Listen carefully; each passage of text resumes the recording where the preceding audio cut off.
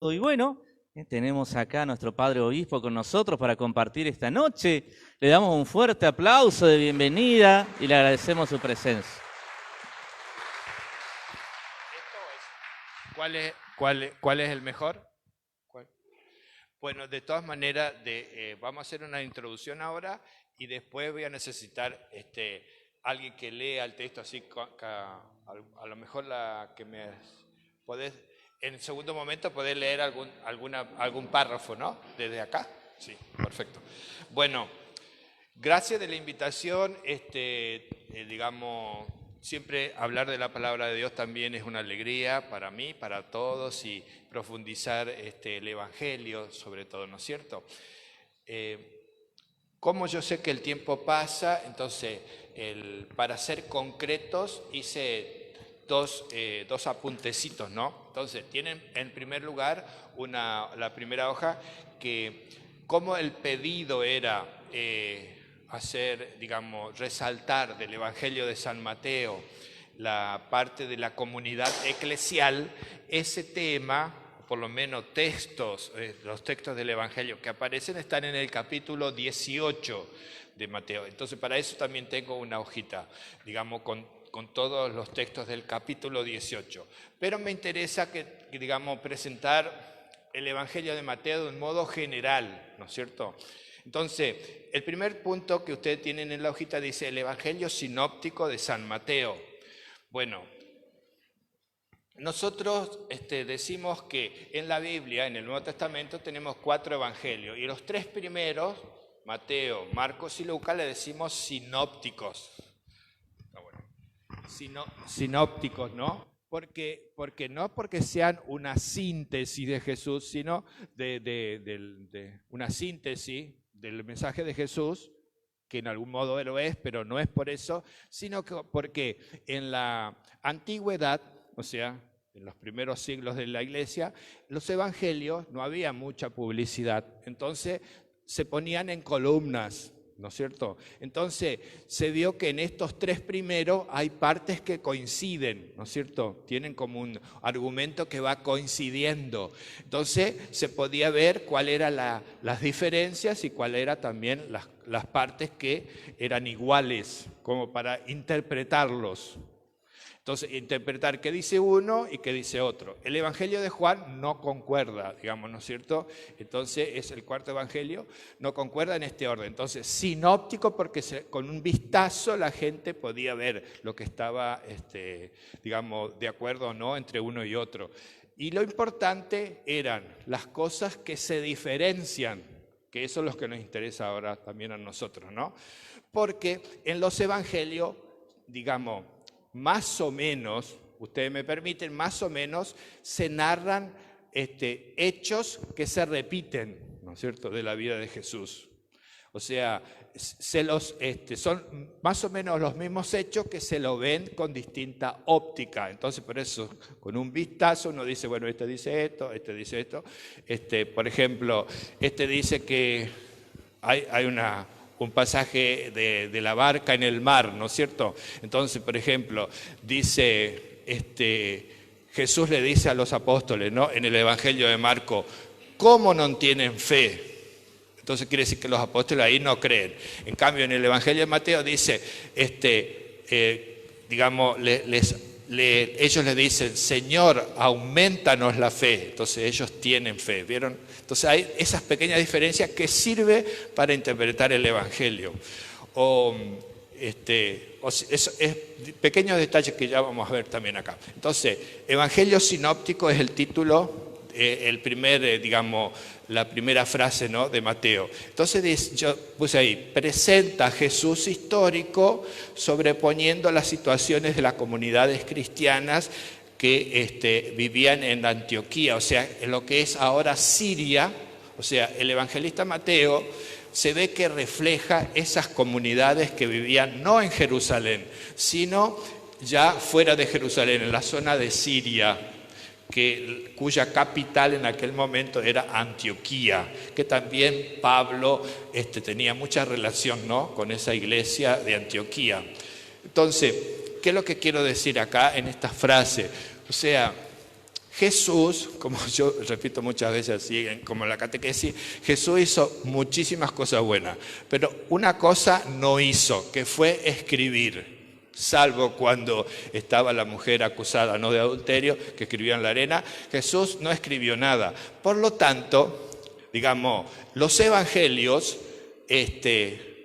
tampoco fue la cosa que primero se hizo, sino los evangelios se escribieron después de la predicación de los mismos apóstoles. No sé, después que Jesús les mandó a anunciar el evangelio a toda la creación, entonces después, digamos, cuando los apóstoles comenzaban a ser martirizados, o llegaban a, generalmente todos murieron mártires, ¿no? Entonces perseguidos, entonces esas enseñanzas que parten de Jesús y que ellos predicaron, justamente se pusieron por escrito. Entonces vieron, esa es una clave para interpretar la Biblia. La Biblia no fue escrita primero, sino como un resultado de una experiencia de fe. Primero creyeron en Jesús, descubrieron la novedad que había en Él, y a través de su muerte y de su resurrección. Y entonces con esa mirada y con esa actitud de fe fueron, digamos, conservando, ¿no es cierto?, sus enseñanzas. Y los apóstoles las transmitían, y a su vez los discípulos que fundaban las comunidades, y digamos, iban comunicando esto, todo de modo oral. Entonces por eso hay también variantes, o sea, hay diferencias. Entonces para decir, y acá subrayo una frase que dice el catecismo de la Iglesia Católica, ¿no? O sea, nosotros, católicos, digamos, es cierto, la palabra de Dios para nosotros es central, pero no somos una religión del libro, sino somos una religión de una persona, de la persona que es la palabra de Dios encarnada, que es Jesús. Entonces, este libro, la Biblia y los evangelios, son un medio para conocer esa persona misteriosa, ¿no?, que es hombre y que es Dios. Entonces, una mediación, ¿no es cierto? A través de la palabra conocemos a Jesús, y a través de una palabra que hay muchas frases que dijo Jesús, pero a través de una palabra de escritores que escribieron sobre Él, ¿no es cierto?, que recogieron testimonios sobre Él y que agregaron también explicación. Entonces, cada evangelio, o sea, Mateo, Marcos, Lucas y Juan, escribieron para distintas comunidades, ¿no es cierto? Entonces, y eso podríamos explicarlo así, o sea, por ejemplo, bueno, yo, o cada uno de nosotros, o sea, tiene su propia experiencia, su propia cultura y su propia formación. Pero si yo voy a un lugar, a una comunidad que me tengo que hacer conocer, la adapto, ¿no es cierto?, a las exigencias que tienen, a las preguntas que formulan cada uno, ¿no es cierto?, a las inquietudes que tienen.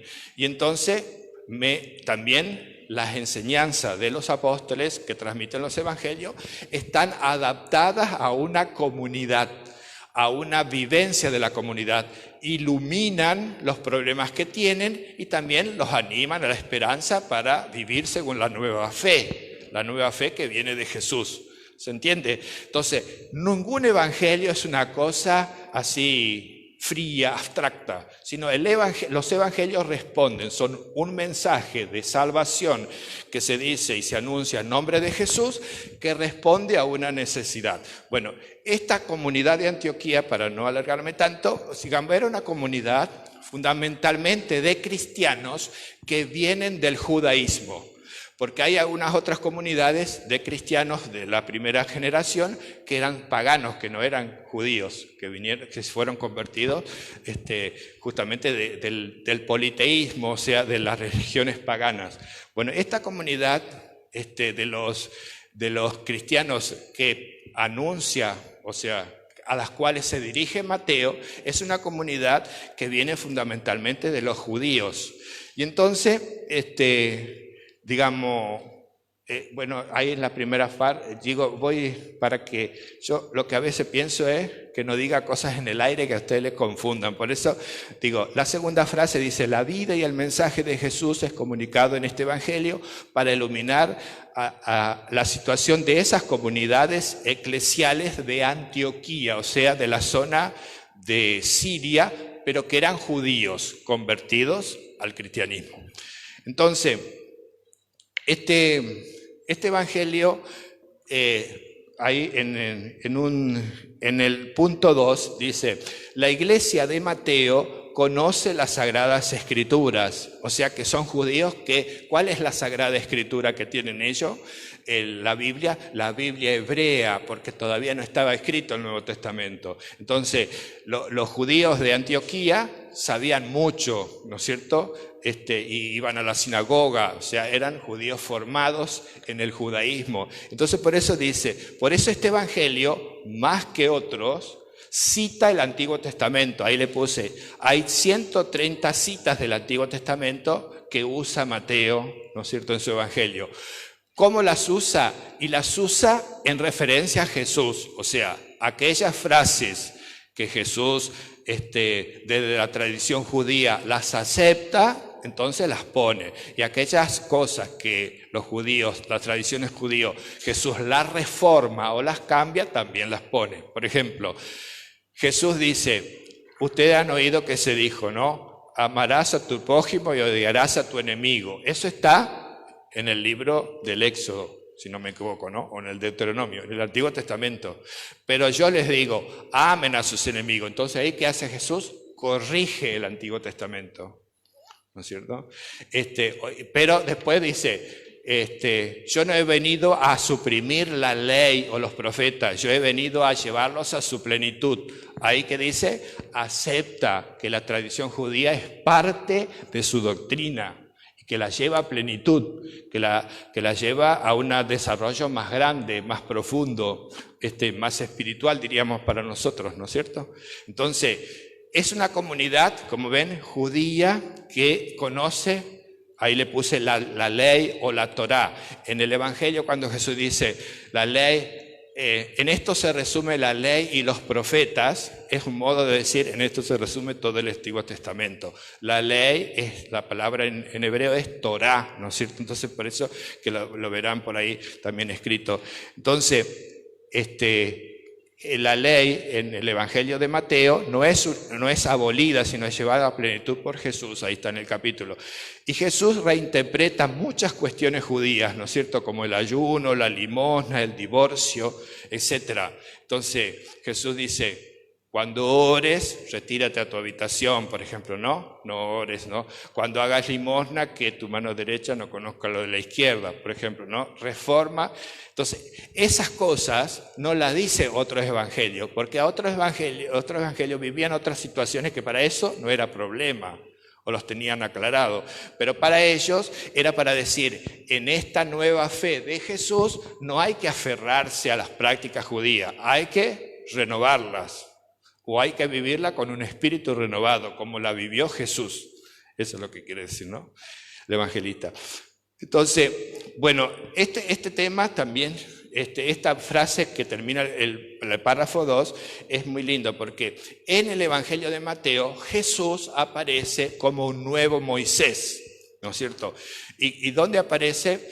Justamente cuando dice en el capítulo 5 que Jesús vino la multitud, subió a la montaña y desde ahí comenzó a predicar. Y comienza con las bienaventuranzas.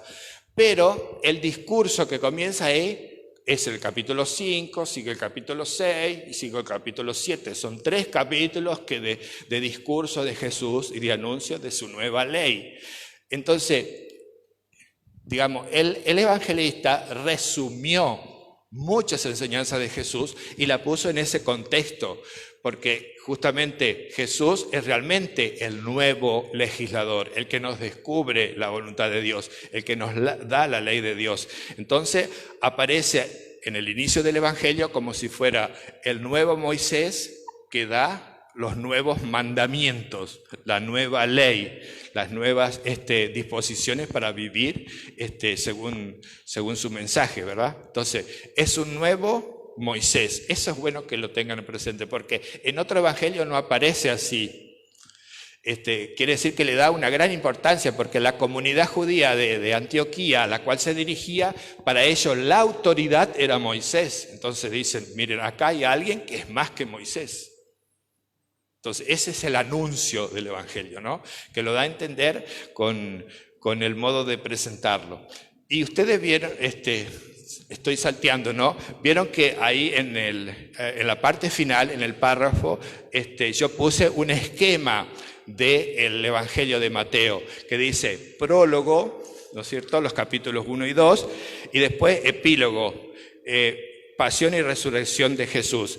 Y entre el prólogo y el epílogo del Evangelio, que son 28 capítulos, tienen A, B, C, D y E, tiene 5 partes. Y esas 5 partes están divididas en 2. Tiene una parte, empieza con una parte narrativa, los hechos de Jesús, y después viene el discurso. Hechos de Jesús y discurso. Hechos de Jesús y discurso. En 5 partes. Entonces, ¿por qué?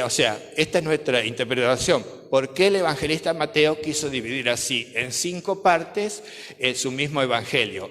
Porque para los judíos, ¿no?, el centro de la Biblia del Antiguo Testamento son los 5 primeros libros de la Biblia, ¿no?, que son Génesis, Éxodo, Levítico, Número y Deuteronomio. Ese es el Pentateuco, decimos, ¿no? Es la parte principal del Antiguo Testamento. Entonces, Mateo dijo, voy a presentar, decimos nosotros, ¿no?, vamos a presentar a Jesús como el nuevo Moisés, porque ese es el personaje del Antiguo Testamento, que él también tiene su Pentateuco.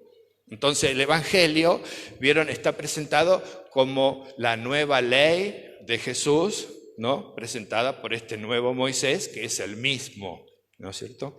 Entonces, ¿vamos por ahí entendiendo o están medio confundidos? Sí, se entiende. Entonces, digamos, lo que estamos diciendo, en este contexto, porque para interpretar el Evangelio, para comprenderlo lo mejor posible, es bueno conocerlo. O sea que vale una clase como estamos ahora, un encuentro, ¿no es cierto? Pero es bueno leerlo y dejarse preguntar y justamente tratar de indagar, y lo que uno no sabe lo pregunta y lo va profundizando. Todos tenemos que hacer así. Pero por lo menos este esquema lo que nos ayuda a entender que los evangelios no son solo una biografía de Jesús, no son una historia de Jesús, sino presentan hechos históricos de Jesús en un contexto que también sirve para interpretar. Porque este esquema de que Jesús predica desde la montaña y que es como un nuevo Moisés y que tiene su nueva ley, que es como un nuevo Pentateuco, es el único que lo dice. Por ejemplo, si ustedes leen así atentamente, el evangelista Lucas también trae las bienaventuranzas, pero Jesús, en el Evangelio de Lucas, las bienaventuranzas no las dice en la montaña, las dice en el valle. ¿Por qué? Porque para Lucas es muy importante que Jesús esté en medio de los pobres, ¿no es cierto?, en medio de la gente, entonces no se va arriba, y porque él se dirigía a comunidades que no entendían mucho de judaísmo, sino a comunidades que venían del paganismo. Entonces, para ellos no le hacía mucha gracia que Jesús esté en una montaña o en el valle. Más bien, lo significativo es que este Dios se abajó y justamente compartió su mensaje con estos. ¿Comprenden? Lo mismo, otro detalle quizás más superficial, pero cuando Jesús dice que uno que escucha la palabra es como alguien que edificó su casa sobre una roca, ¿no es cierto? Entonces eso lo dice San Mateo, porque justamente porque las casas en la zona de Antioquía y en la zona de Palestina, todas están sobre una roca, ¿no es cierto? No sobre una arena, entonces, no sobre la arena. En cambio, Lucas, digamos, que predica a los paganos y donde no hay tanta, digamos, roca, sino que es más llanura, no habla de roca, sino habla de suelo nomás, del suelo.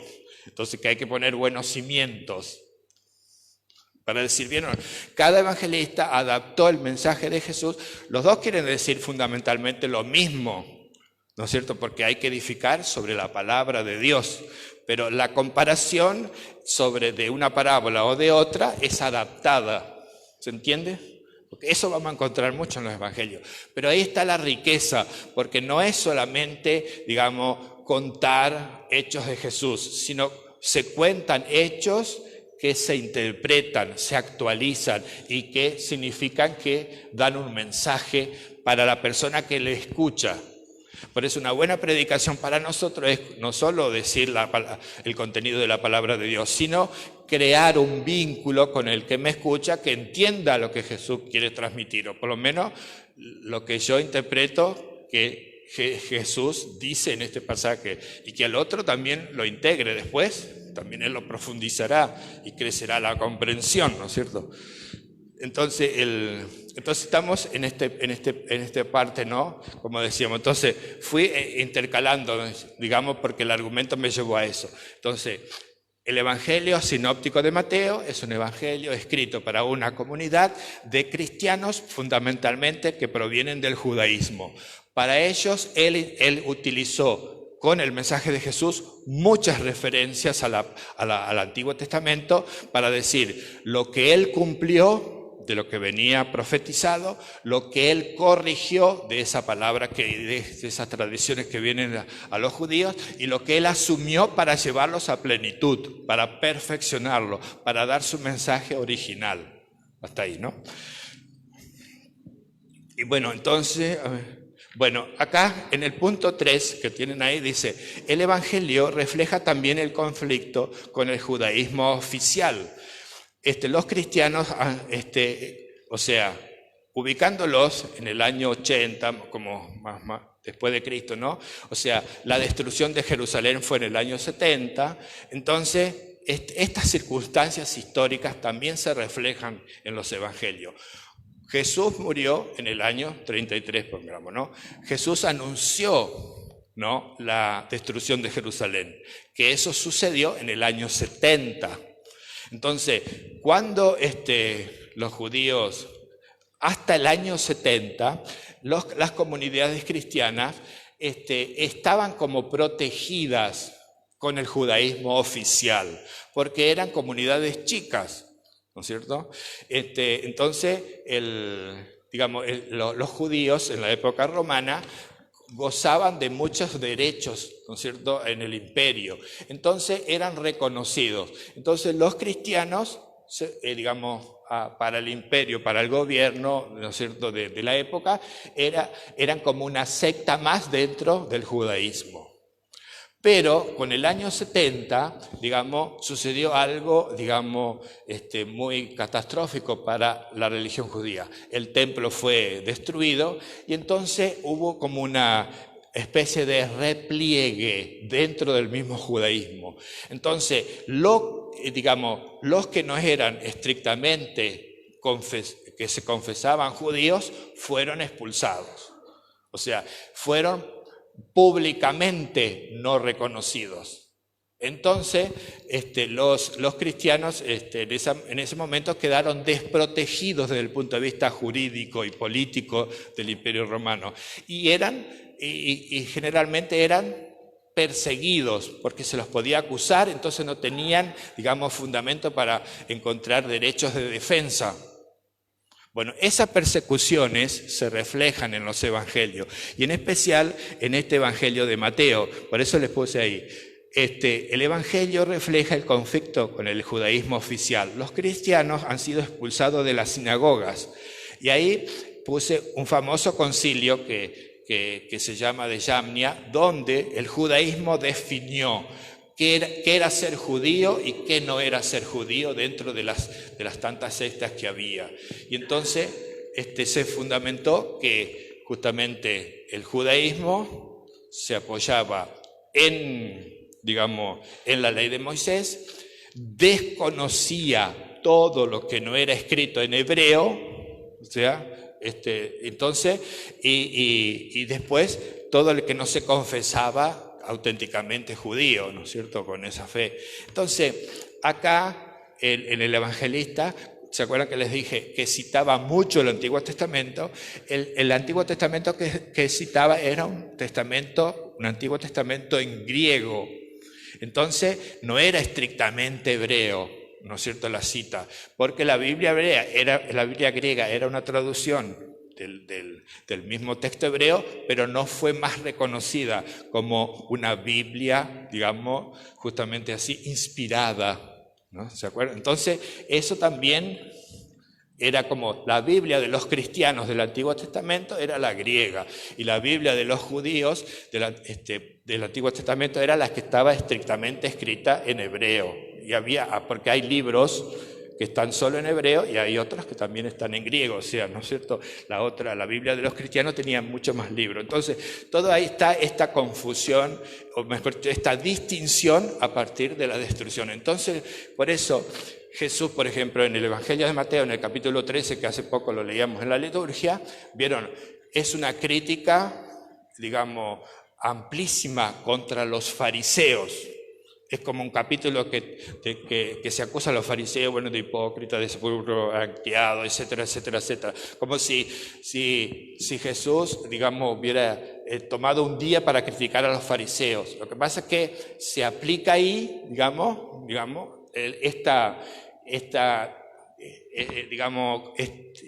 como diría, no es distinción, sino más bien esta confrontación, ¿no?, entre los cristianos y los judíos de aquella época, que reflejan cómo ellos eran expulsados, ¿no es cierto?, a veces injustamente. Entonces eso se refleja en el Evangelio. Para decir, no es que Jesús o lo que se dice en boca de Jesús es erróneo, sino que lo que se dice de los fariseos sin duda que ha sido verdad, a veces su vida superficial, ¿no es cierto?, o su vida hipócrita con respecto a Dios. Pero esa cosa no es solo de los fariseos, ¿no es cierto?, también a nosotros podemos volvernos así, falsos religiosamente. Pero, digamos, llama la atención por qué este evangelista pone tantas cosas de esos discursos que otros no lo toman, no lo tienen, o tienen muy breve las críticas a los fariseos. Entonces dice, ahí tiene Mateo 23, donde están las críticas a los fariseos. No son tantas las críticas de Jesús del año 30, sino de los años 80, o sea, como para decir, el evangelista, Jesús criticó la falsedad y la hipocresía de los fariseos, pero acá el evangelista acentuó mucho más de lo que históricamente hubiera dicho Jesús. No es que era equivocado, pero le puso más detalle, ¿comprenden? Porque refleja esa situación también polémica del momento. Entonces todo esto para decir, lo que vamos a decir del capítulo 18, que es sobre el tema de la iglesia, tiene este contexto. Estamos hablando del Evangelio de Mateo, en el cual refleja a Jesús, que bueno, no es como un nuevo legislador que nos da su ley desde la montaña, que acompaña a esta iglesia perseguida y que la protege, digamos, ¿no es cierto?, la custodia. Pero que el cristiano que vive en estas comunidades sabe que pone en riesgo todo, su tradición, su vida, ¿no?, su presente y su futuro. Entonces es un mensaje que pide, digamos, una opción, digamos, total de vida, ¿no es cierto? No es que no puedo ser judío y cristiano, o sos cristiano o sos judío, digamos. Por eso marca mucho más la diferencia que con otros evangelios. ¿Alguna preguntita les surge? Bueno, y junto con eso, me parece importante, como el evangelio termina, ¿no?, en el capítulo 18, en medio de esta situación de conflicto, de persecución, pero de vida, ¿no es cierto?, y de entusiasmo evangélico, estas comunidades son misioneras. O sea, se abren al mundo, ¿no es cierto? Predican el Evangelio, no se cierran, a pesar de vivir esta situación de inestabilidad, ¿no es cierto? Más aún, pareciera que la situación de conflicto es como una paradoja, ¿no? Abre más al anuncio de la buena noticia. Y eso se lo ve sobre todo en el libro de los Hechos de los Apóstoles, ¿no? En los cuales los cristianos son perseguidos, entonces en la medida que son perseguidos, el Evangelio se difunde más, ¿cierto? Cuando son expulsados de Jerusalén, se van a Antioquía y ahí les llaman, siempre se llamaban los del camino, ¿no? Dice el Evangelio, el libro de los Hechos de los Apóstoles. Cuando llegaron a Antioquía con esta situación, ahí comenzaron a ser llamados cristianos porque adoraban a Cristo. Antes era simplemente una comunidad judía que se decían los del camino. Entonces, ¿vieron? O sea, esa situación pareciera justamente lo paradójico, ¿no? Es que la experiencia cristiana se afianza con la persecución y el sufrimiento y se vuelve más auténtica, no cuando uno está serenamente, digamos, y sin problemas, ¿no? Esa es la novedad. Entonces esto me parece que se acabó esta hojita. Bueno, termino con esto en el punto 1, que dice justamente en Mateo puede ser definido el evangelio eclesial, que nos introduce en el tema, ¿no? Porque es el único que utiliza la palabra eclesía, iglesia, en los textos de los evangelios. Es el único. Y son dos pasajes que ustedes recordarán. ¿Se acuerdan cuando Jesús pregunta a sus discípulos, ¿no? En Cesarea, allá en el norte, ¿qué dice la gente que soy yo? Entonces los apóstoles le dicen, bueno, unos dicen que eres un profeta, etcétera, ¿no? Entonces, y Jesús le dice, ¿y ustedes qué dicen? Entonces, eso también, si ustedes ponen en paralelo, ¿no? Las distintas respuestas en los evangelios, cada uno dice una cosa distinta, no falsa, pero distinta. El único que dice esto que voy a repetir ahora es Mateo. Entonces dice que Pedro se levantó y dijo, ¿no?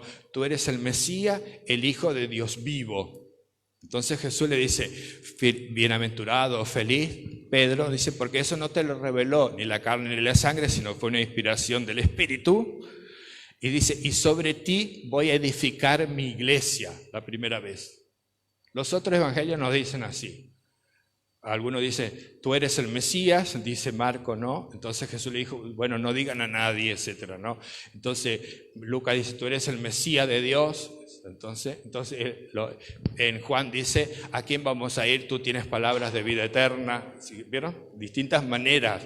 Pero todo ayuda para enriquecer cómo se comprende a Jesús, ¿eh? En cambio, en Mateo dijo eso, ¿no? Tú eres el Hijo de Dios vivo. Entonces Jesús le dice, bueno, mira que eso no es tuyo, eso se te revela. O sea que quiere decir que para confesar a Jesús como Hijo de Dios necesitamos del Espíritu Santo siempre. Entonces Pedro, digamos, lo confiesa ahí. Y entonces Jesús le dice, sobre esta piedra edificaré mi iglesia. Bueno, esa palabra también tiene referencia al Antiguo Testamento, porque la misma palabra en el libro en el Antiguo Testamento, en el Pentateuco, se refiere a la asamblea que se reúne en el Sinaí, ¿no es cierto? Cuando Dios da los mandamientos, entonces en la traducción griega decía eso, está la eclesía, la iglesia, la asamblea. La palabra iglesia quiere decir asamblea. Entonces Jesús, ¿vieron? Reafirma lo que venimos diciendo, es el nuevo Moisés que da su nueva ley y tiene su asamblea, su comunidad, su pueblo. Entonces, esa es la primera vez. Eso está en el capítulo 16, ahí lo tienen en el versículo 18. Y la segunda vez, que lo vamos a tocar ahora, aparece en el capítulo 18, cuando se habla de la corrección fraterna, ¿no es cierto? Entonces dice, si tu hermano peca, corrígelo en privado. Si no cambia, dice, llama a 2 testigos. Y si no cambia, dilo a la comunidad, dilo a la iglesia, que es donde se vive, digamos, justamente la comunión que hace y que garantiza la fe, ¿no? La fe verdadera. fe y comunión fraterna. Entonces, son las dos partes, las dos veces que se utiliza esta palabra. Por eso se dice, justamente, se le pone el evangelio eclesial, porque es el único que usa esta palabra. Los otros evangelistas no la usan, ¿no es cierto? Se habla, sí, por supuesto, de comunidad, ¿no es cierto? Se habla de los 12, de los discípulos, de la gente, digamos, todo el pueblo se reunió a la puerta de la casa de Pedro, por ejemplo, pero nunca se dice esta palabra técnica. Entonces, y bueno, en ese capítulo 18 aparece, digamos, cómo se organizaba la iglesia primitiva, cuáles eran los criterios, ¿no?, de vida como comunidad eclesial y justamente cuáles eran también los desafíos, ¿no es cierto? Cómo se celebra, cómo se celebraba también. Y bueno, y eso es lo que vamos a ver ahora con la otra hojita. Vení. ¿Alguna preguntita mientras tanto?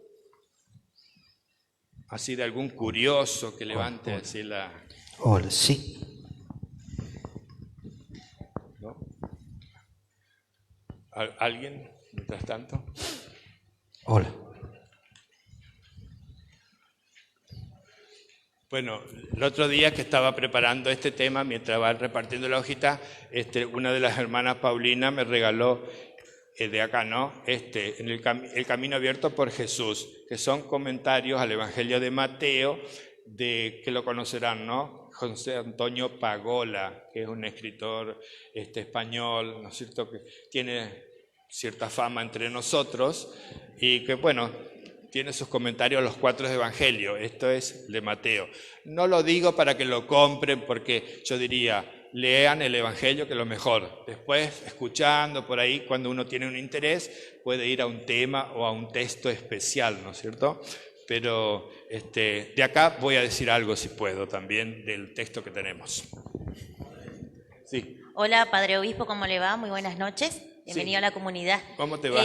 Una pregunta. Usted hablaba de que Mateo hablaba y trataba de explicar al pueblo judío. Mateo también es conocido como Leví, ¿verdad? Teniendo ese punto de vista, ¿qué más nos puede informar o qué más nos puede llegar a formar, mejor dicho, acerca de Mateo? Porque era, o sea, de por sí venía de la raíz ya judía, ¿no? De la rama de los Leví, que eran los sacerdotes. Bueno, hay que decir, ¿verdad?, que también sucede con todos los evangelistas, o sea, no... En el Evangelio confluyen muchas, digamos, voy a responder personalmente por Leví, pero voy a decir esto también, o sea, en el Evangelio, como sucede con Jesús, no hay también una, digamos, no se puede hacer una afirmación explícita que Leví, que vos decís, escribió este Evangelio, porque él debe haber escrito algunas partes, pero la tradición también completó muchas otras cosas, eso lo aceptamos, ¿no? Pero Leví es un nombre muy común en el ambiente judío, o sea que no califica nada, digamos, de especial. Se llamaba Leví, quiere decir que era un judío. Pero lo que sí lo identifica era que era recaudador de impuestos, ¿no es cierto? Entonces, eso sí da una particularidad al personaje que fue discípulo de Jesús, ¿no es cierto? O sea, quiere decir que Jesús no eligió entre sus discípulos a los chicos 10, digamos, ¿no es cierto? Eligió a los que él quiso, ¿no es cierto? Entonces, recaudador de impuestos en la época la época de Jesús era un judío vendido al poder romano. O sea, no era, digamos, ¿cómo decir?, un virtuoso. Era una persona que justamente, siguiendo a Jesús, justamente se convirtió, pero viene de un ambiente no santo incluso, porque la cuestión del dinero, si uno ve con los fariseos, la cuestión del dinero era también una cosa considerada impura, y más porque tenía que recoger el impuesto de sus compatriotas para dárselos al poder de turno como impuesto. Además, en la época de Jesús, para consuelo de hoy de nosotros, ¿no? La corrupción era también enorme, digamos, ¿no es cierto? Entonces, un recaudador de impuestos podía negociar con el que le debía sacar los bienes y también con el que debía depositar, o sea, se podía quedar con lo que quería, digamos, ¿no? Entonces, digamos, esa es la característica, digamos, Entonces, vieron que, no me acuerdo si es este evangelista o si es Lucas, que dice, cuando Jesús lo llama, Mateo lo invitó a su casa, y en su casa se reunieron publicanos y pecadores, ¿no es cierto? Entonces quiere decir que no era en el ámbito de la sacristía del templo, ¿no es cierto?, sino publicanos y pecadores, tanto que los fariseos le dicen, mire, ¿cómo el maestro come? Porque el rabí, el maestro, Jesús, digamos, en la época era una persona como, digamos, como alguien de jerarquía que había que respetar y que él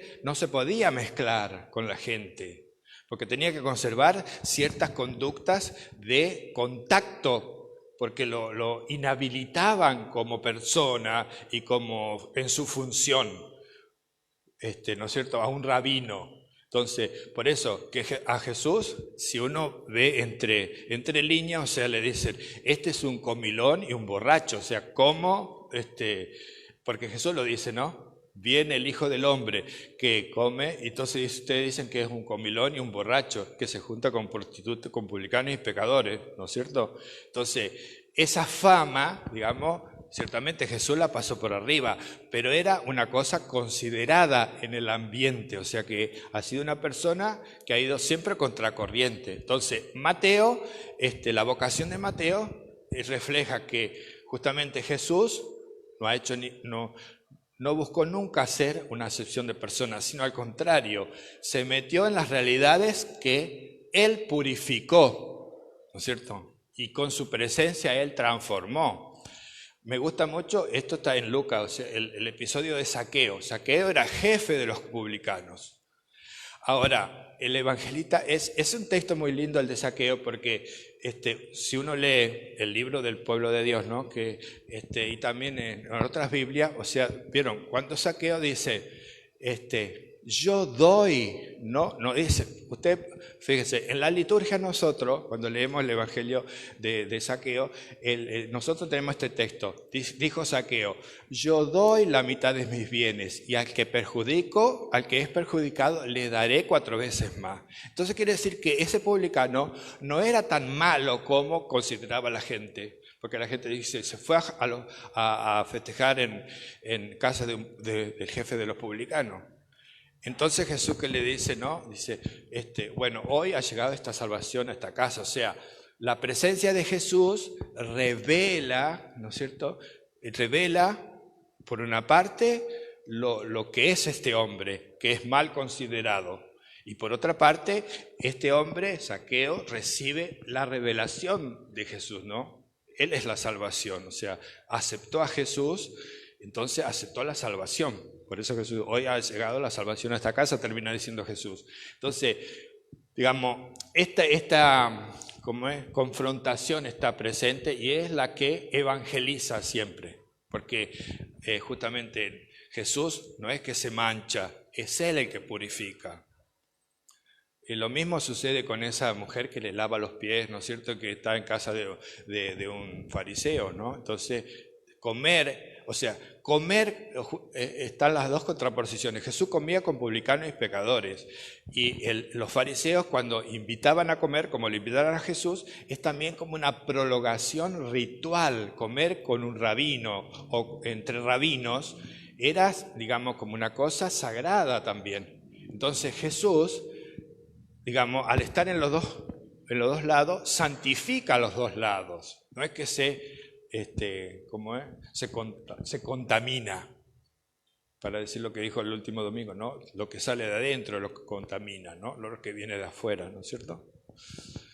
Entonces, no sé si respondí a tu pregunta, sí, pero digo, como para no decir, no, porque no hay una certeza biográfica estricta a partir de las cosas que sabemos. digamos, sino que interpretamos de los datos que tenemos a mano nomás, ¿no es cierto? No hay una certeza histórica. Entonces, ¿todos tienen la hojita? ¿2? Sí. Entonces,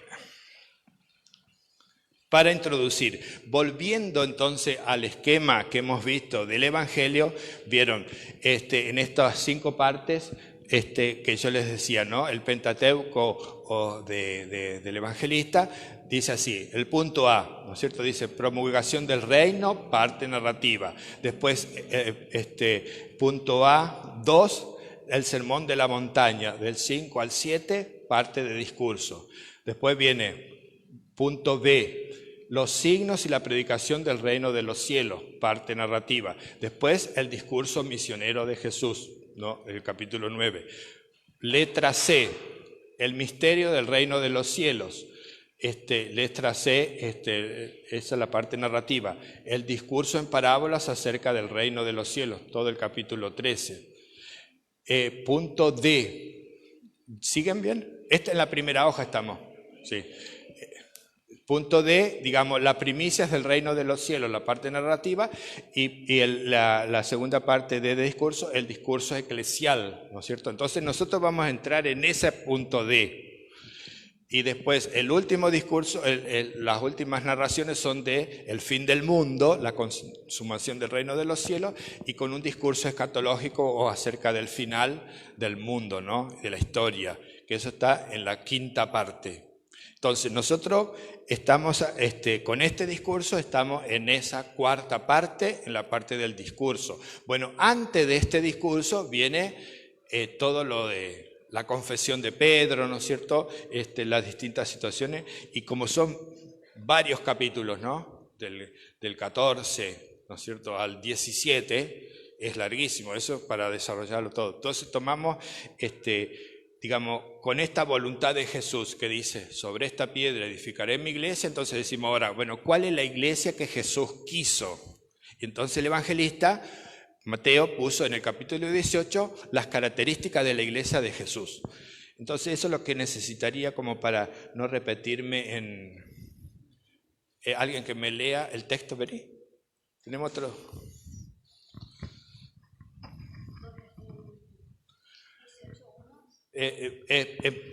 Todos tienen el texto. Entonces el primer párrafo es una introducción. Nos dice, el cuarto discurso de Jesús en el Evangelio según San Mateo contiene varias instrucciones sobre la vida de la comunidad y la importancia de esta, o sea, de la comunidad. Es probable siempre que el discurso tenga como trasfondo la comunidad de Mateo en torno a los años 80, ¿no es cierto?, que ya hablamos, cuando existían conflictos de convivencia entre sus mismos miembros. O sea, no solo de afuera, sino también adentro.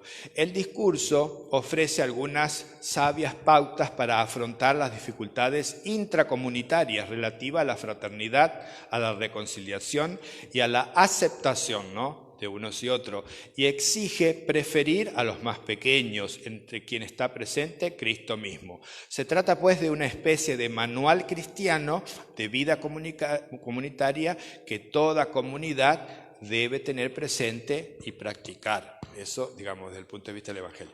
Entonces, son varios consejos de Jesús. Entonces, escuchamos el texto, hacemos un comentario y queda abierta las preguntas. La comunidad de los discípulos. ¿Quién es más importante en el reino de los cielos?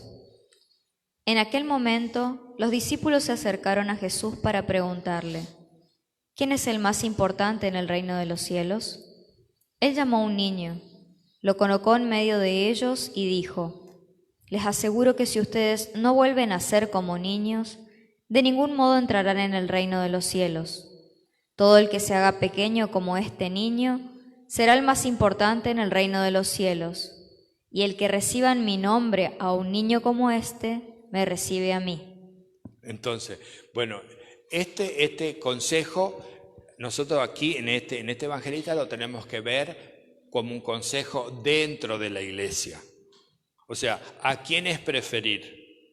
Entonces, no a los más importantes, no a los más sabios, no a los más poderosos, no a los que tienen más poder, ¿no es cierto?, o que se imponen, sino, como dice, ¿no?, acá, el más importante, la palabra en el reino de los cielos es típica también de Mateo, porque en otro evangelista dice simplemente el reino de Dios, pero el reino de los cielos es porque es un término más judío, ¿no es cierto?, porque no se nombra a Dios. Entonces el reino de los cielos se entiende que es donde está Dios, esa es la idea. Pero el reino de los cielos, ¿qué es lo que está diciendo en este contexto? Que se asienta en medio de la comunidad eclesial. Entonces, ¿quién es el más importante en la comunidad eclesial? ¿Qué signo, presencia del reino de los cielos? Eso es lo bueno para adaptarlo, ¿no? Entonces leo el comentario, que estos comentarios los saqué de la Biblia esa que trabajé, entonces me ahorro un poco. A la pregunta acerca del mayor del reino de los cielos, Jesús responde con un gesto que podemos llamar una parábola en acción. Pone en medio a un niño con el propósito de ilustrar su enseñanza. La presencia del niño introduce el tema de los más pequeños dentro de la comunidad y su importancia en relación con el reino. El niño, más que ejemplo de inocencia o pureza, es en aquel tiempo era expresión de insignificancia y de marginación, por lo que solo le queda refugiarse en su padre y confiar totalmente en él, ¿no es cierto?, en aquella época. Entonces no tenía ninguna autoridad. Hoy para nosotros, vieron, con todos los derechos del niño están top, digamos, ¿no? Pero en aquella época no, era despreciable. Incluso justamente los apóstoles mismos, cuando se acercaban a Jesús, tratan de alejarlo, porque se entiende de que estropean la cosa, digamos, ¿no? Así. Entonces, según el nuevo sistema de valores propio del reino de Dios, los pequeños, es decir, los miembros de la comunidad a los que se tiende a dejar de lado o despreciar, son los privilegiados del Padre y los que llevan la delantera para entrar en su reino. Esa es la enseñanza que quiere dejar Mateo. Pero no para los de afuera, para los de adentro. Entonces dice, en realidad ellos son modelos acerca de qué disposiciones hay que cultivar para aceptar el reino de Dios y vivir la fraternidad en la comunidad. Entonces, esta última frase, ¿qué quiere decir? Bueno, si uno quiere contribuir a la fraternidad en la comunidad, es necesario hacerse pequeño, es necesario hacerse niño. Entonces uno está garantizando la comunión y la fraternidad en la comunidad. Entonces no el que se impone, ¿no es cierto? No el que tiene más autoridad, no el que tiene más riqueza también, porque eran comunidades también pobres y ricos, digamos, ¿no? Entonces el hacerse niño, entonces ese es el valor, ¿no es cierto? Como justamente la comunidad de los discípulos quieren ser el más grande. El título, ¿vieron? Cuando dice textos paralelos, es porque los otros evangelistas tienen la misma referencia a esa, por ejemplo, a los niños, pero lo ponen en un contexto distinto, a veces más amplio y a veces más universal. En cambio acá no es universal, acá es eclesial, o sea, para la comunidad adentro. Entonces, ¿queremos fundar una comunidad eclesial verdadera? Todos tenemos que hacernos entrar por ese camino, ¿no? O sea, si uno piensa en Santa Teresita del Niño Jesús, diría en la infancia espiritual, ¿no es cierto? Porque ese es el ideal. Pero digamos, los santos han comprendido mucho, ¿no es cierto?, aspectos del Evangelio que después nos ayudan a encarnarlo. Pero esta es una clave, ¿no? Muy bien, seguimos el otro texto. Que no se pierda ni uno solo de estos pequeños. Pero al que lleve a pecar a uno de estos pequeños que cree en mí, sería mejor que le colgaran en el cuello una gran piedra de molino y lo sumergieran en lo profundo del mar. Ay del mundo por causa de los pecados. Y aunque es inevitable que sucedan, ay de quien los provoca. Si tu mano o tu pie te llevan a pecar, córtalos y arrójalos lejos de ti. Es mejor para ti entrar manco o lisiado en la vida eterna que ser arrojado al fuego eterno con tus 2 manos o tus 2 pies. Si tu ojo te lleva a pecar, sácalo y arrójalo fuera de ti. Es mejor para ti entrar tuerto en la vida eterna que ser arrojado con tus 2 ojos al fuego de la gehenna. Cuídense de no despreciar a uno solo de estos pequeños, porque yo les digo que sus ángeles en el cielo ven siempre el rostro de mi Padre que está en los cielos. ¿Qué les parece? Si un hombre tiene 100 ovejas y una de ellas se pierde, ¿no deja las 99 en los montes para ir a buscar a la oveja perdida? Si logra encontrarla, les aseguro que se alegrará más por ella que por las 99 que no se han perdido. Del mismo modo, la voluntad del Padre de ustedes que está en los cielos es que no se pierda ni uno solo de estos pequeños. Bueno, empiezo por la última, por la parábola de la oveja perdida, que es la que más conocemos. Acá el contexto es eclesial. La otra digamos, referencia es Lucas, que está en el capítulo 15 de Lucas, que es tan famoso, ¿no es cierto?, que empieza con la oveja perdida, después con la mujer que pierde las monedas y después termina con el hijo pródigo, capítulo 15. Lucas tiene un mensaje universal para la misericordia y para buscar a todos. En cambio acá está referido a la comunidad, o sea que acá justamente dice, el Padre no quiere que se pierda ninguno de estos pequeños, ¿no es cierto? O sea, se refiere a cómo cuidarnos. Entonces, nosotros no tenemos que pensar la parábola de la oveja perdida solo para los grandes pecadores o para los pecadores fuera que hay que traer. No, para los pecadores que somos nosotros y que están entre nosotros, ¿no? Y que tenemos que cargar como pastores, ¿no es cierto? Por eso dice, porque viene a conclusión de todos los consejos anteriores, ¿no es cierto? Dice, el que lleva a pecar a un, o sea, entonces, niños y pequeños son lo mismo, ¿no es cierto? En el sentido de que son los discípulos o los miembros de la iglesia, ¿no es cierto? En este contexto. Entonces, a los pequeños, o sea, no hay que escandalizarlos como parte de la iglesia. Entonces, nuestras conductas pueden escandalizar mucho dentro de nuestra comunidad. Y entonces, de eso nos tenemos que sentir responsables, ¿no es cierto? Este mismo concepto está también para afuera, pero acá, por eso digo, los evangelistas y en el Evangelio de Mateo está en un contexto eclesial. Entonces, es para el contexto eclesial, ¿no es cierto?, que uno no tiene que escandalizar y que si uno escandaliza a alguien, que justamente es ocasión para que se vaya de la comunidad, para que justamente pierda su fe, nosotros somos los reos de que nos tendrían que poner una piedra de molino y tirarnos al mar, no los otros. ¿Se dan cuenta? Ahí va. Entonces dice, ay del mundo, entonces dice, no se puede evitar los pecados, es verdad, pero digamos, uno tiene que ser vigilante para no ser causa de escándalo. Escándalo no es solamente escandalizarnos, sino ser de tropiezo, de caída, o sea, justamente a veces por un rechazo de ira o de un exabrupto, uno expulsó a alguien de la iglesia, bueno, a ese lo escandalizó. Lo escandalizamos muchas veces, ¿no? Con nuestras palabras, con nuestras obras, con nuestro comentario, etcétera, ¿no?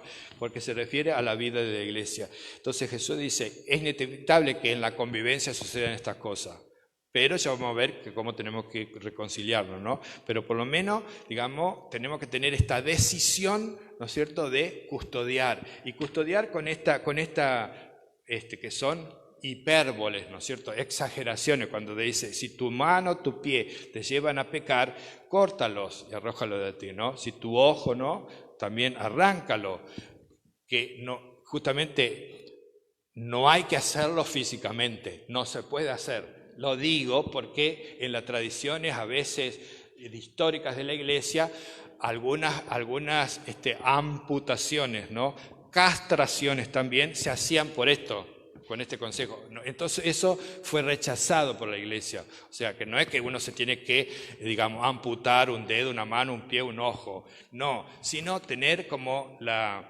decisión de que uno debería llegar ahí, hasta esa decisión, digamos, no por decir, por ser fiel a esta palabra de Jesús, por evitar escándalos de caída para otros, ¿no es cierto? Para uno y para otro. Entonces dice, Entonces, cuídense de no despreciar a uno solo de estos pequeños, pues yo les digo que sus ángeles del cielo ven siempre el rostro de mi Padre que está en el cielo. Entonces, digamos, es cierto que yo amo los ángeles, pero digo, de todas maneras, digamos, la referencia acá de los ángeles es decir, miren que lo que ustedes acá escandalizan o son ocasión de caída o de pecado para otro, también hay testigos en el cielo que los acusarán, digamos, ¿no? Porque los ángeles custodian, estos no son los malos, estos son los ángeles buenos, que también dirán, bueno, fuiste responsable, digamos, ¿no? En cambio, el demonio, que la palabra Satán quiere decir acusar mal, acusarte para que caigas. Entonces, esto es para que te arrepientas, o por lo menos por justicia sería, ¿no? Lo de los ángeles. Y entonces ahí viene el contexto de la parábola esta de la oveja perdida. Entonces, ¿vieron? Qué importante eso, o sea, por eso decíamos, este evangelio, esta es la iglesia de Jesús. Si uno dice, ¿cuál es la iglesia que Jesús quería?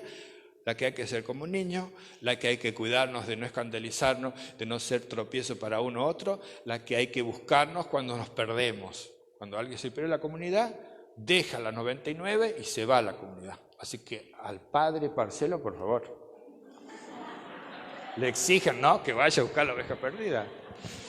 Pero es para todos, ¿no? Para todos. Muy bien, entonces, ¿tengo tiempo? Sí, tengo tiempo de leer el comentarito. Dice, el pasaje anterior cerró con del niño, cerró con el tema revelante, la preferencia por lo más pequeño, los hermanos de la comunidad más sencillos, los débiles en la fe.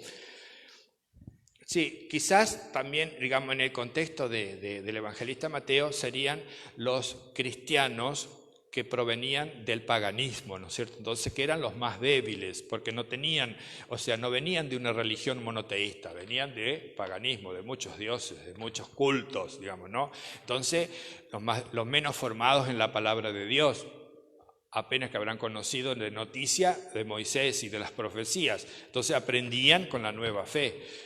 Pero todo es, digamos, no es que uno sea mejor que otro, ¿no es cierto? Porque la novedad también convierte, ¿no es cierto? No solo la tradición, pero la fe nace a veces de la tradición porque uno como que encontró, digamos, la plenitud de lo que vivía. En cambio, otro encontró la novedad de su vida. ¿Se dan cuenta? Hay distintos aspectos. Entonces, posiblemente todos estos consejos de niños y de cuidar a los más débiles se refiera a esos, sobre todo a los cristianos menos formados, ¿no?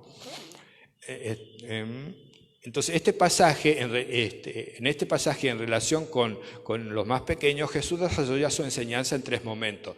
El reproche a quien sea ocasión de pecado para esos pequeños, el privilegio de que gozan ante Dios, que sus ángeles están ante Él, ¿no? Y la solicitud de Dios hacia ellos, que se ilustra con la parábola de la oveja perdida. En el primer momento, mediante las imágenes dramáticas, se destaca la gravedad de inducir a pecar a los pequeños y el castigo que merece quien lo hace.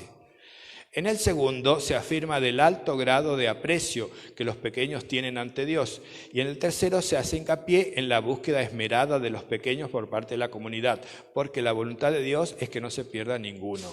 Algunos manuscritos, porque es una aclaración, ¿no?, de la nota, algunos manuscritos traen como versículo el texto que dice, el Hijo del Hombre vino a buscar y a salvar lo que estaba perdido, pero eso es propio de Lucas, no de este evangelio, por eso está corregido acá. Pero es un dato para que digan que lo sabemos, ¿no? Bueno, entonces, seguimos con el otro párrafo que es muy importante también. Yo estoy allí en medio de ustedes. Si tu hermano peca, ve y corrígelo a solas. Si te escucha, habrás evitado que tu hermano se pierda. Pero si no te escucha, lleva contigo a 1 o a 2 más, para que toda palabra quede confirmada por boca de 2 o 3 testigos. Pero si él lo ignora, denúncialo a la comunidad, y si también ignora a la comunidad, considéralo como un pagano o un cobrador de impuestos. Le aseguro que todo lo que ustedes aten en la tierra será atado en el cielo, y lo que desaten en la tierra será desatado en el cielo. Además les aseguro que sí, 2 de ustedes se ponen de acuerdo para pedir algo en la tierra, les será concedido por mi Padre que está en los cielos. Pues donde 2 o 3 se reúnen en mi nombre, yo estoy ahí en medio de ellos. Muy bien. Esto vieron, concentra muchas cosas de una vida comunitaria o eclesial. Entonces, ¿qué hacer con aquel que escandalizó o que cayó en pecado? Entonces, la comunidad, ¿cómo hace? Y se siente responsable. Entonces, lo primero no es chismosear, lo primero es ayudarlo personalmente, ¿no es cierto? Por eso, si tu hermano peca, corrígelo en secreto para que no se pierda. Porque también uno es responsable del mal del otro de alguna manera. O sea, si uno lo sabe, lo conoce, y bueno, y no le ayudo, es como dicen los profetas. O sea, no soy como el centinela que está advirtiendo, pero no quiere decir que tenés que estar así, sino de sentir como propia también la caída del otro. O sea que si el otro cayó también, yo también estoy con él en esa situación de alguna manera. Entonces, después, si no acepta, entonces entre 2 o 3. Era lo típico del modo rabínico, ¿no es cierto?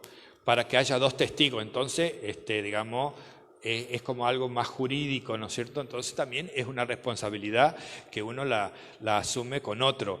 Y si no, dice, denúncialo a la comunidad. O sea, ahí está la palabrita iglesia, dilo a la iglesia, ¿no? Así, y si también ignora a la iglesia, considéralo, bueno, fuera, ¿no es cierto? Como alguien que quiere estar fuera.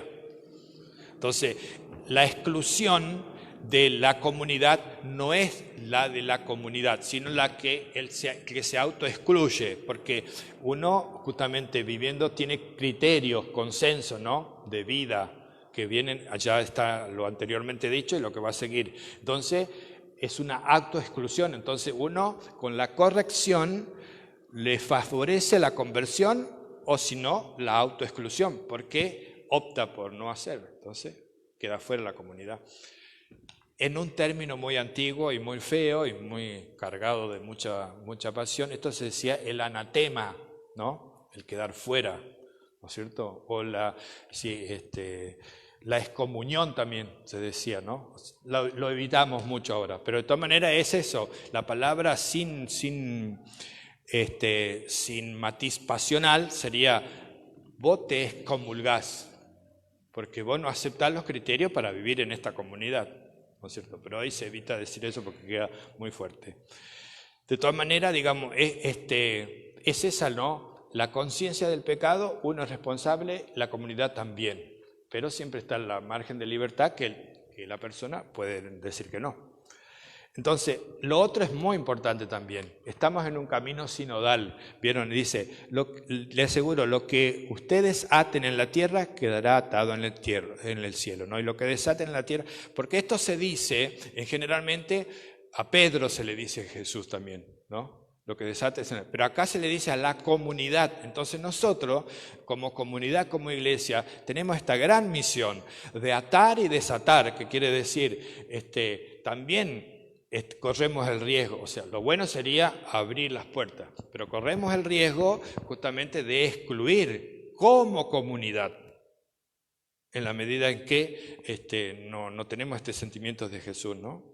Como comunidad. Por eso, lo que nosotros, pero ¿cómo atamos? Son expresiones también jurídicas, no sé, de decir lo que está bien y lo que está mal. Justamente, nosotros como comunidad, no reflejando este espíritu de fraternidad que Jesús pone, ciertamente estamos atando a la gente para que no entre, ¿no es cierto? Y al revés, abriendo las puertas. Es ese sentido, ¿no? Por supuesto que no se puede legislar, pero es para tener la conciencia que no solo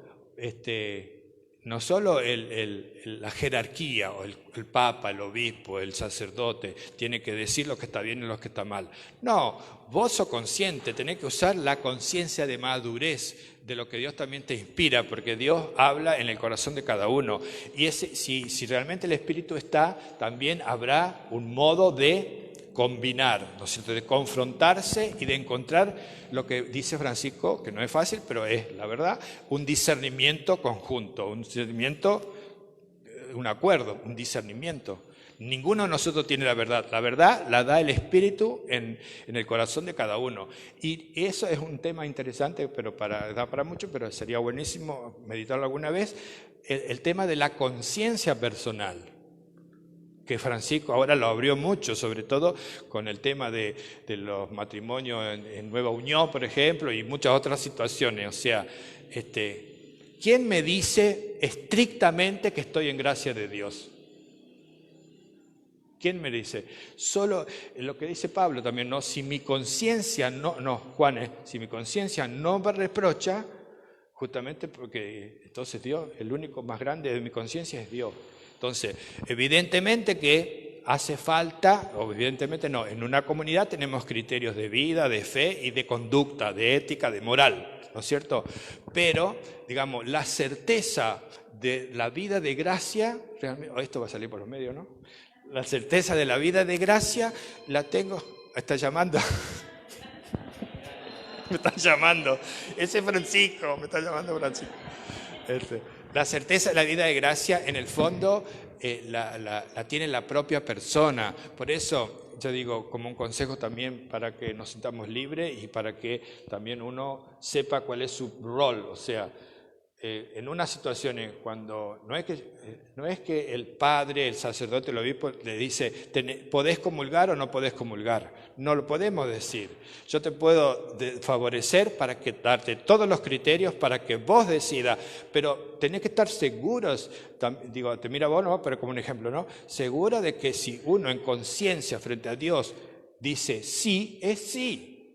Por más que a lo mejor yo pueda decir que no, o yo me abstenga, o el otro de afuera se abstenga, ¿no es cierto?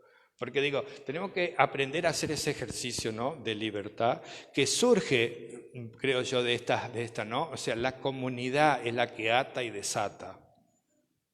Y eso es muy importante.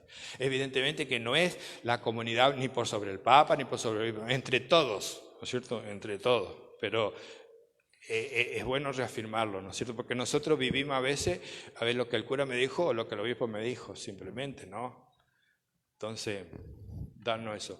Después dice, les aseguro que esto es un criterio que está muy bien comentado acá, pero ya se me hace largo, ¿no? Pero este criterio que dice, ¿no? Si dos de ustedes se unen, se ponen de acuerdo para pedir algo en la tierra, les será concedido. La oración en común.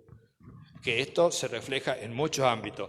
En el ámbito personal, la oración de uno o dos, que se ponen de acuerdo, que quiere decir en el nombre de Jesús, en la caridad, en la misma fe, para pedir cualquier cosa, de lo que los viene, el perdón, ¿no es cierto?, la paz, etc., cualquier intención, ¿no? Pero también la liturgia, para vivir la liturgia, ¿no es cierto? Hace falta este espíritu, ponerse de acuerdo, ¿no? Entonces les será concedido, porque donde dos o tres se reúnen en mi nombre, yo estoy en medio de ellos, ¿no es cierto? Y esto era tan fuerte para aquellos cristianos, ¿no? Porque no tenían templo. Aparte, el templo de Jerusalén ya estaba destruido, porque algunos judíos y los apóstoles al principio iban a rezar al templo de Jerusalén, o sea, no había ruptura, pero el templo, entonces, ¿cuál es el templo que me reúne? Tampoco tenían iglesias, ¿no es cierto? El templo era la comunidad de fe que se encontraba justamente en el nombre de Jesús.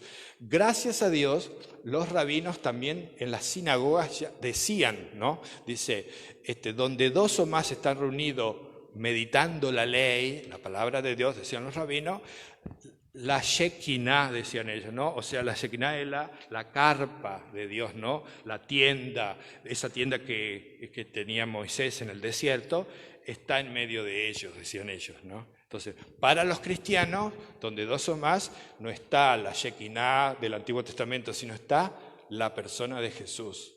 Entonces, es muy fuerte esta frase, digamos, ¿no? Como para recoger uno de los aspectos de la presencia viva de Jesús. Nosotros tenemos mucha devoción a la Eucaristía y es verdad, está Jesús, pero también puede estar más allá del templo, en la familia, cuando nos reunimos, en la clase de catequesis, en la vida concreta, con otro que comulgamos y que tratamos de testimoniar juntos. Esta presencia de Dios es para llevarlo a todos lados, porque era el templo de los primeros cristianos, ¿no? Y bueno, no comento más y vamos a terminar con la otra porque se me acabó el tiempo. ¿No debías tú también compadecerte? Entonces Pedro se acercó a Jesús y le preguntó, Señor, ¿cuántas veces debo perdonar a mi hermano cuando me ofenda? ¿7 veces? Jesús le respondió, no te digo que hasta 7 veces, sino hasta 70 veces 7. Por eso el reino de los cielos se parece a un rey que quiso ajustar cuentas con sus servidores. Al comenzar le presentaron a uno que le debía 10.000 talentos. Como éste no tenía con qué pagar, el Señor ordenó que para saldar la deuda lo vendieran con su mujer, sus hijos y todos sus bienes. Pero el servidor, arrojándose a sus pies, le suplicó, «Ten paciencia conmigo y te lo pagaré todo». El Señor se compadeció de aquel servidor, lo dejó ir y le perdonó lo que le debía. Cuando aquel servidor salió, encontró uno de sus compañeros que le debía 100 denarios. Lo tomó con fuerza y casi ahorcándolo le dijo, «Págame lo que me debes». Su compañero, arrojándose a sus pies, le suplicó, «Ten paciencia conmigo y te lo pagaré». Pero él no aceptó, sino que fue y lo metió en la cárcel hasta que le pagara lo que le debía. Sus otros compañeros, al darse cuenta de lo que ocurrió, se entristecieron mucho y fueron a informar a su señor acerca de todo lo sucedido. Entonces el Señor mandó llamar a aquel servidor y le dijo, «Servidor malvado, yo te perdoné toda aquella deuda. Porque me lo suplicaste. ¿No debías tú también compadecerte de tu compañero como yo me compadecí de ti?» Y su señor, enfurecido, lo entregó a los verdugos hasta que pagara todo lo que debía. Así también mi Padre Celestial hará con ustedes si cada quien no perdona de corazón a su hermano. Bueno, así termina este capítulo 18, ¿no? Con esta máxima de Jesús, de perdonar siempre. Pero, vieron, la parábola es como que termina todo mal, ¿no es cierto? La parábola, ¿no es cierto? ¿Vieron? Porque al final el pecador termina condenado, ¿no es cierto? Pero es como para hacer, dar una confrontación, o sea, el tema del perdón, no es fácil, ¿no es cierto? Pero no es fácil perdonar. Es como dice un escritor, ¿no?, de esos oradores del siglo XVIII, que dicen, ¿no? Vengarse es la felicidad de un día, perdonar es la felicidad de toda la vida. O sea, cuesta, es necesario siempre un proceso, ¿no?, para saber perdonar. Yo digo, habría que distinguir entre cólera y venganza, ¿vieron? Cuando uno le hacen mal, uno reacciona, y eso capaz que muchas veces es bueno porque por lo menos se libera, si no se hace daño muchas veces. Pero es distinta la venganza cuando uno está pronto para hacerle pagar lo que el otro me hizo sufrir, ¿no es cierto? Entonces, pero en una vida comunitaria y en una vida de cualquier tipo y también de la iglesia, necesitamos siempre esta máxima, ¿no?, de perdón. Entonces, yo creo que, porque da también tanto, ¿no?, para reflexionar sobre esta situación, pero digo, es bueno, para no comentar lo que dice ahí, sino me recuerdo ese mensaje de Francisco en el año de la misericordia, ¿no? De ser perdonado, y uno experimenta el perdón de Dios, que es, como él dice, ¿no?, gratuito, ¿no es cierto?, que es inmerecido porque no lo podés pagar, no lo podés resarcir, no lo podés redimir, ¿no es cierto?, que justamente son 3 palabras, ¿no?, gratuito, inmerecido, ¿no?, y me falta la otra, pero de todas maneras, cuando uno hace esa experiencia, entonces recién nace también un sentido de misericordia frente al mal de los otros. Mientras nos sentimos seguros de nosotros mismos, más duros nos volvemos. Esa es la realidad. Entonces me parece que Dios tiene con cada uno de nosotros una pedagogía como para hacernos morder nuestros límites, para saberlos aceptar y de ese modo también saber que todos estamos bajo la misericordia de Dios, ¿no? Y todos necesitamos el perdón de Él, pero también de nuestro propio perdón, ¿no es cierto?, de perdonar de corazón, y que eso no es debilidad, sino realmente es una fortaleza más grande y una libertad más grande, ¿no?, que uno adquiere. Y esa es la buena noticia, ¿no es cierto?, de perdonar, de perdonarnos, como estamos hablando en la comunidad eclesial, dentro de la iglesia, y de darnos la posibilidad dentro de nuestras comunidades eclesiales de que el otro pueda, ¿no es cierto?, redimirse de su mal, y que Bueno, y que yo me alegre de darle esa posibilidad. Porque eso es lo que uno a veces, digamos, les cuesta, ¿no? Porque ya nos conocemos, ya no, justamente no sabemos los defectos y sabemos que siempre recae en la misma cosa y es así. Y muchas veces es así, pero no es que justamente el perdón es el que el otro tenga que cambiar, sino es que yo tengo que cambiar frente al otro que a lo mejor no cambie. Y eso es un proceso, ¿no es cierto? Porque se necesita, digamos, un hábito también de sanación interior, ¿no? Un hábito de perdón de uno, y que es una liberación que tenemos que pedir siempre, ¿no? Como gracia. Y miren, yo me saqué la cuenta, con esto termino, ¿no? Porque el malvado, ¿no es cierto?, que perdonó el patrón, dice que le debía 10.000 talentos, ¿no? Y 10.000 talentos, o sea, un talento son 6.000 denarios, porque un talento es el salario de un día, ¿no?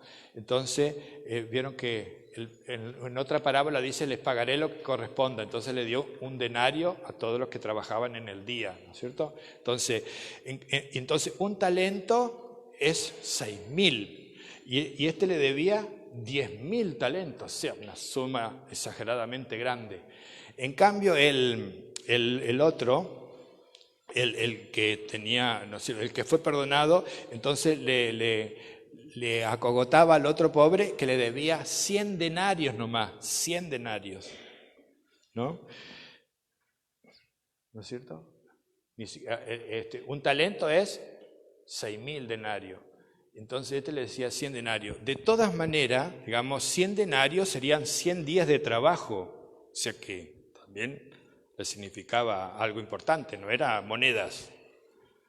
Pero digo, me llamó la atención, bueno, la diferencia, pero sobre todo saber también que cuando perdonamos, y tenemos que ponemos, o sea, no es que nos signifique nada, porque acá significaba 100 denarios, son 100 días de trabajo que me tenías que pagar. Y bueno, 100 días de trabajo es mucha plata, digamos, son por lo menos casi 10 meses. Entonces, o sea, nos cuesta todo.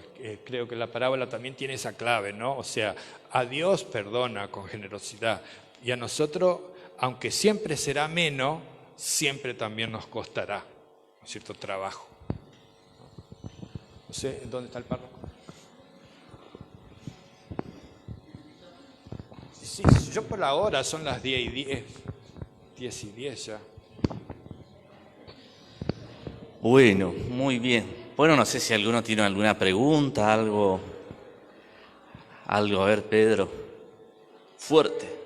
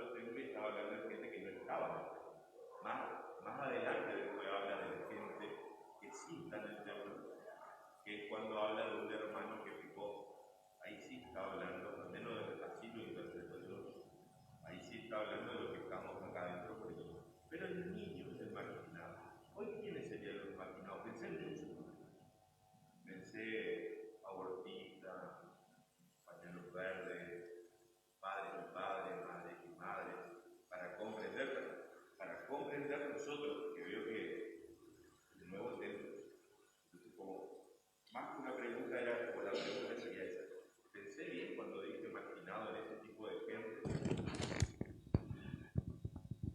Yo digo, el contexto del capítulo es de la iglesia, ¿no es cierto? Entonces, o sea, de la comunidad eclesial. Yo entiendo que no somos la comunidad eclesial, no somos solo los que estamos acá, sino los que compartimos la fe, al menos en Cristo, de alguna manera. Entonces, yo pienso que justamente como iglesia, sin mirar fuera de la iglesia, sino en mi iglesia, yo seguramente encontraré situaciones como las que voy a decir. Gente que es padre y padre, madre y madre, gente que también cometió o tuvo la experiencia de un aborto, dejemos la culpa de fuera, sino decir, bueno, qué testimonio, o sea, cómo cargo esas cosas, sería, ¿cierto? Que estamos en el contexto de la oveja perdida, ¿no? En todo caso. O sea, los que estamos, yo digo, fuera de ponernos la culpa, porque eso es feo, ¿no es cierto? Sino, más vale, como se dice ahora mucho, y que Francisco lo puso de moda y estamos en eso, me parece bueno, cómo nos dejamos conducir por el Espíritu dentro de nuestra iglesia en primer lugar, porque el mundo ya es mundo. Pero nosotros tenemos que vivir esta identidad en este mundo. Y nuestra iglesia, nosotros, no estamos fuera de esta cultura. Las leyes que tenemos que vivir, como estas que hiciste referencia, nacen de esta realidad cristiana que somos como somos. Entonces, eso no quiere decir que uno tiene que aceptar cualquier cosa, sino cómo cargo estas realidades para que el Señor pueda seguir obrando con su gracia. Porque no se trata tampoco que nosotros tenemos que salvar a los otros. Lo que me parece que es bueno que teníamos que decir es lo bueno que nosotros desatemos y no atemos. ¿No es cierto? Desatemos la salvación, desatemos la misericordia, desatemos nuestra cercanía, que cuando uno va cercano a cualquier tipo de persona, como entre nosotros, como también en estas otras situaciones que una vez se mira muy de afuera o como nos sucede a cualquiera, o sea, espero que no me toque, pero te toca, entonces, ¿qué actitud genero? Nada más, porque la conversión viene de Dios, la gracia viene de Él. Yo no soy salvador, nosotros tenemos que ser justamente esta comunidad que no ate, que desate, ¿no es cierto? Que posibilite la experiencia de Jesús entre nosotros, que el Espíritu sea capaz de hablar en los corazones y que eso parece lo más superficial y lo más volado, pero no lo es, porque la fragilidad que experimentamos frente a la libertad del otro es inmensa. Nosotros no podemos pasar más allá. Incluso no se merece la otra persona, ¿no? Por eso digo, pero yo digo, conservemos el contexto eclesial, que es muy sugerente, porque estamos acostumbrados a pensar los de afuera. No, acá es los de adentro. Acá entre nosotros no tenemos que perdonar, entre nosotros tenemos que cargarnos, entre nosotros tenemos que ayudarnos a no hacer escándalo uno para el otro, pero digamos, por cosas que a veces no nos dan, o sea, el escándalo viene en general que no te das cuenta que vos fuiste, que a lo mejor tuviste una actitud que a la otra persona pero la dejaste mal, a lo mejor por hacernos el vivo muchas veces, ¿no? Por hacerlo. Esa actitud.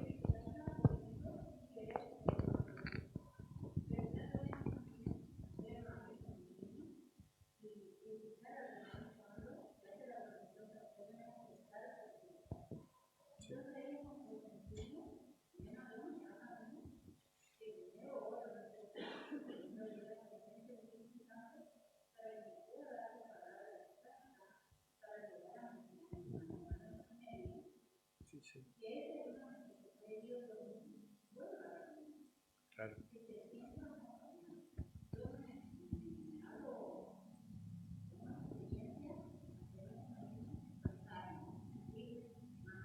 Sí, perfecto. Sí, yo digo, a veces perdonen la autorreferencia, pero digo, a mí me ha servido, sobre todo en el seminario que éramos mucho más y vivíamos rozándonos continuamente, pero digo, con este tema, o sea, con los roces, el pedido de perdón, o cómo hacer, si una vez se metiste la pata no sabes qué hacer.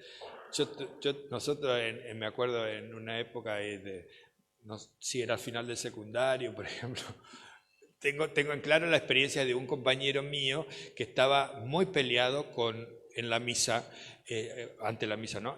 Muy peleado con otro, y que nosotros hacíamos ejercicio, ¿no? de guiar la misa. Entonces, el que él había ofendido estaba guiando y no sabía, lo sé porque después lo comentó o lo dijo así como en confianza, no sabía cómo pedir perdón, entonces, porque quería comulgar. Entonces, bueno, no sé qué subterfugio hizo, que le fue a comentar algo, así yo, y nadie se dio cuenta, pero fue a pedirle perdón, por decir, como dejarse conducir por el Espíritu, ¿sí? Y después con libertad, tampoco digo, yo pienso que cuando uno se pone en manos de Dios y dice, bueno, mira, esto no lo sé cómo hacer, pero ayúdame, qué sé yo, Dios te pone la ocasión sin querer y das el paso.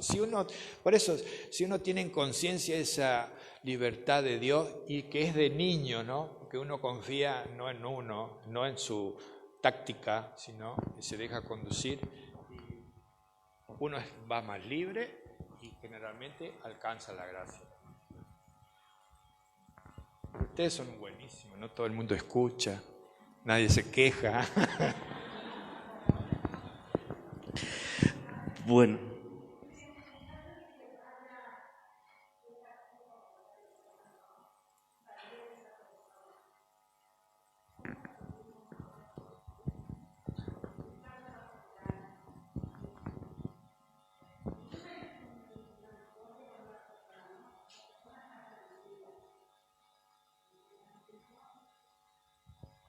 Bueno, es una cosa re interesante porque a todos nos pasa, ¿no? Incluso en este tiempo de pandemia, ¿no? Que uno se enteró que murió fulanito, menganito, y por ahí uno tuvo un rencor o algo, ¿no es cierto? O a veces cosas más pesadas porque, qué sé yo, una experiencia que bueno, nunca la superé y justo se murió también. Entonces uno le entra ese sentimiento de culpa también, ¿no? Porque como que con concluyó mal.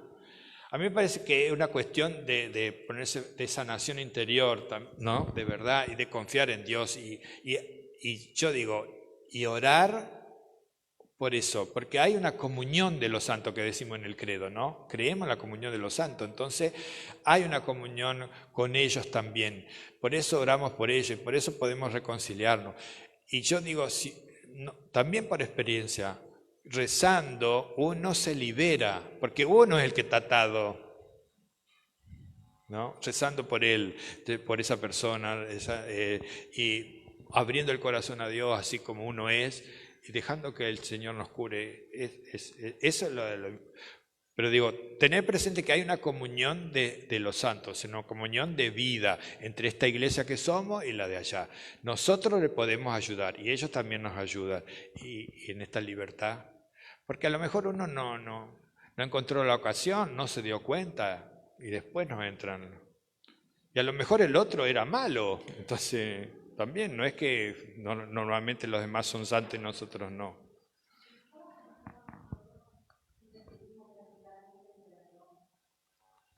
Yo digo, los signos del Espíritu, dice Pablo, que son paz, ¿no es cierto?, serenidad, alegría, nunca es turbación.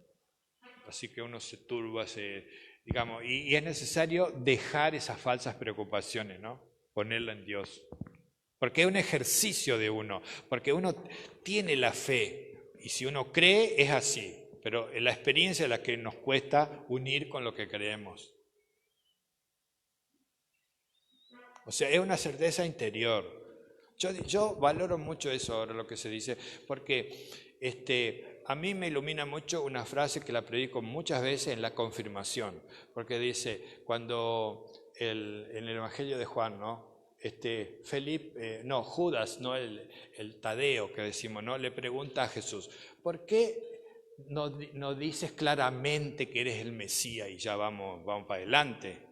Entonces Jesús parece no contestar la cosa, y le dice, el que me ama será fiel a mi palabra, mi Padre lo amará, iremos a él y habitaremos en él. Entonces la revelación de Jesús para nosotros no viene desde afuera, viene de esa experiencia interior, ¿no es cierto?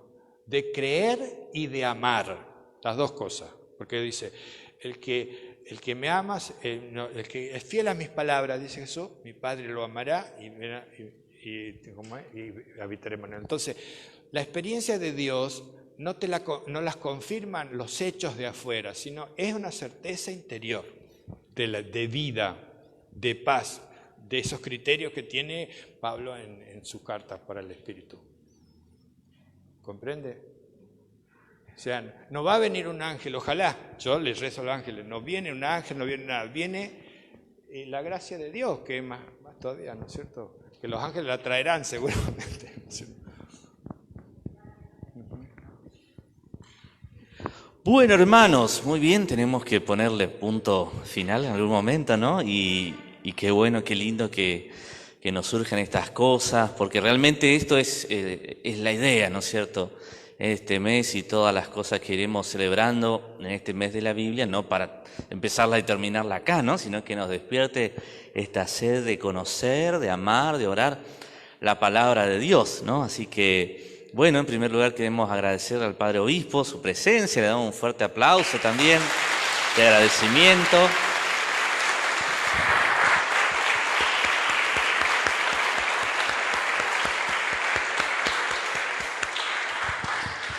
Y bueno, además de la puerta abierta siempre, ¿no es cierto? Ojalá que puedan en otro momento también acompañarnos y ayudarnos en un momento así, ¿no? De formación, de estudio. En la misa lo tenemos, ¿no? Cada tanto, en las celebraciones, pero en este momento también es muy lindo, ¿no? Y bueno, para hacer un gesto, para una oración, terminar, disculpen ustedes, está preparado allá el break, ¿no? Que no me pareció cortar, es muy poquito el tiempo y... pero ahora podemos, después de la oración, pasar allá a comer algo, tomar un cafecito. Y bueno, los invito a hacer una oración, como decía, con un gesto, ¿no? Este es el primer paso que damos en esta serie de momentos que queremos vivir en este mes de la Biblia. Hoy la formación, el día lunes también aquí, a las 20:30, a las 21 horas vamos a tener... Aquí para la Madre de los Pobres, una formación con Alejandro Lasovich, un catequista que muchos de ustedes lo conocen. También en las otras comunidades van a tener un momento de formación. El próximo sábado a la mañana, ya como en la segunda semana, tendremos el sábado 11, tendremos lectura orante de la palabra de Dios, ¿no? Un momento más de espiritualidad. A la mañana será lectura orante de la palabra de Dios o lección divina para los niños, a cargo de la hermana Juana Gómez de las Siervas del Corazón de María, y por la tarde tendremos lección divina para jóvenes, con otra religiosa, y bueno, también lo iremos haciendo en las otras comunidades, ¿no? Así que vamos, como decía un momento, y como gesto queremos hacer este signo, ¿no? Ya que lo tenemos al obispo acá con nosotros, mientras hacemos una oración a través del canto, el obispo nos va a dar acá unos sacos con semillas, ¿no? Esta semilla que simboliza esta palabra de Dios, ¿no? Y decíamos al principio leyendo a Isaías que es como la lluvia que viene a nosotros y no va a volver si no da el fruto que corresponde, ¿no? Así que con esa fe, con esa confianza, vamos a comenzar también este mes de la Biblia. Y mientras hacemos el cantito, yo le invito a un hermano de cada, están todas las comunidades de la parroquia hoy presentes, así que se van a acercar y el Padre Obispo les va a dar esta semilla de la palabra de Dios. Hacemos un cantito. A ver, que venga el Señor de los milagros primero.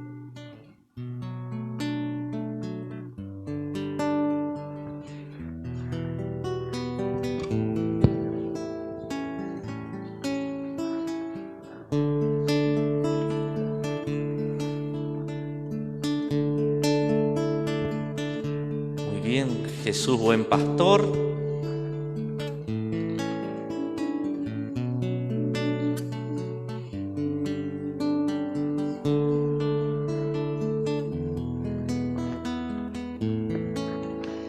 Madre del Redentor.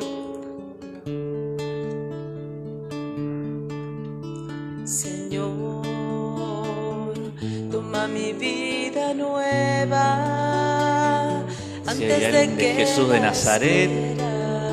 Jesús de Nazaret acá, ¿no? Años en mí. Bien, a él. Estoy dispuesto a lo que quieras, no importa lo que sea. Tú llámame Y la madre de los pobres. Llévame donde los hombres necesiten tus palabras, necesiten mis ganas de vivir. Donde falte la esperanza, donde todo sea triste, simplemente por no saber de ti.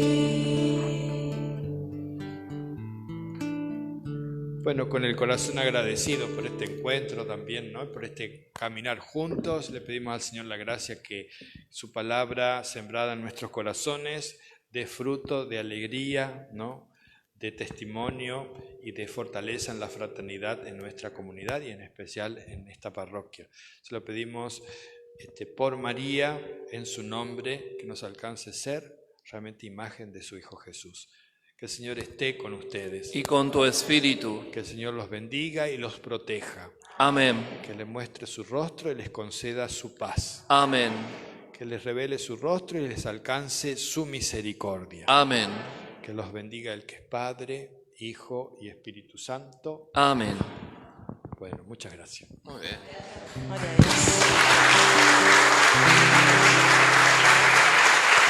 Dios.